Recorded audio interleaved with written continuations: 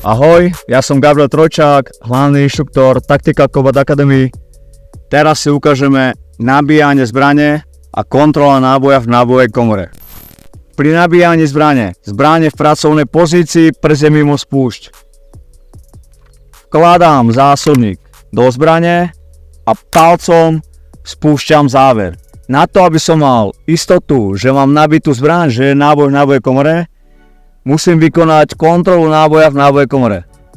Odporúčam palec dať na trubicu a ukazovák na ťahlo záveru. Natiahnem záver dozadu, spustím záver. Tým, že používam palec na trubici, zamedzujem tomu, aby som si spôsobil závadu alebo vyhodil náboj z nábojovej komory. Kde sa to môže stať? Kde pri rôznych zbraniach môže byť rôzny odpor pružiny, niekde silný, stredný, slabý, aby sa mi nestalo, že vyhodím náboj z komory alebo spôsobím si závadu. Takže neodporúčam týmto spôsobom, ale týmto spôsobom. Po kontrole náboja v nábojovej komore zatvorím si vyhadzovacie okno.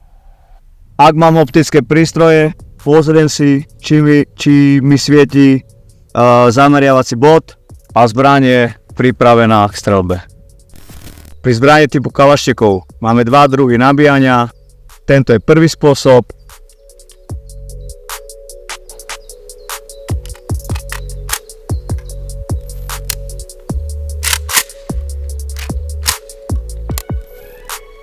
Druhý spôsob je odistím zbraň z vrchu, natiahnem, skontrolujem si náboj v komore, zaistím.